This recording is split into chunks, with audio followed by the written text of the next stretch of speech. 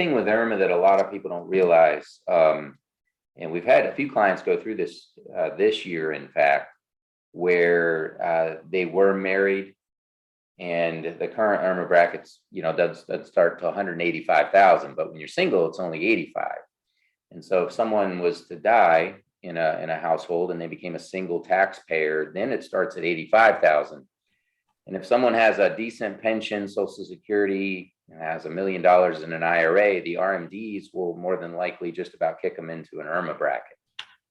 And that hasn't really been a big problem for a long time because we haven't had real inflation. It's been predicted for a long time that we would have inflation, but it's kind of just arrived very suddenly.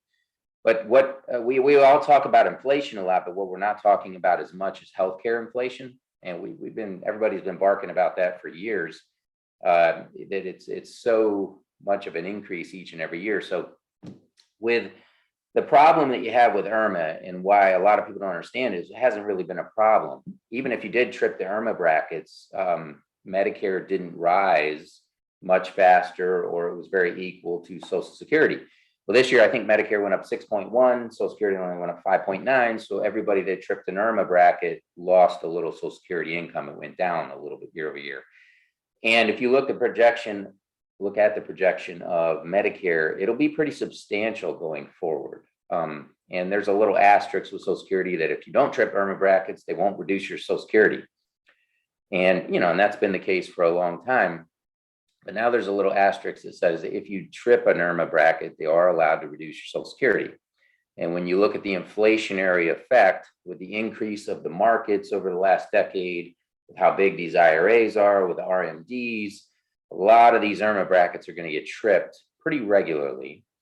And with the increase, the substantial Medicare increase, and anybody, even if you look at doctors, a lot of doctors can only take on so many Medicare patients, because they can't afford to. They're not getting paid enough even as it is for the Medicare patients. I've often, for a while, personally, just as a personal opinion, but I thought that's why my health insurance has gone up so drastically. Like everyone under 65 is more or less paying for the folks on Medicare, because Medicare, generally speaking, in Medicare, if you have a $80,000 heart surgery, Medicare only approves $7,000, and so they pay $7,000. But really, it probably costs $30,000 to $40,000 for the hospital to have the surgery. So they're losing that amount of money. They're trying to get the write-off on the difference. That's why they charge $80, is for literally writing off the amount of money that they didn't get paid. And Medicare is okay with that. The government's okay with that, but they've got to make up some of that money somewhere. So our insurance has been going up very drastically, almost 20 to 30% a year. It feels like, just me personally, on my insurance.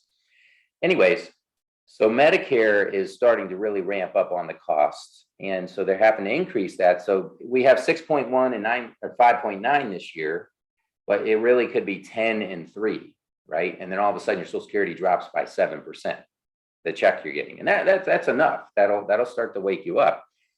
But what's really scary is that the Congress could change the brackets. See, it's 85 and 185 for the first bracket. Why can't it be 40 and 100? Why does there even need to be anything, some minimum amount of money, maybe 50, 60, 70,000 a year, and then you trip it no matter what.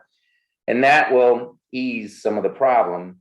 On US debt clock, it brings out there's 21 trillion in unpaid liabilities in Social Security and about 35 trillion in Medicare. So if some of the Social Security money starts going over to Medicare, that'll help ease some of the problem overall for the government.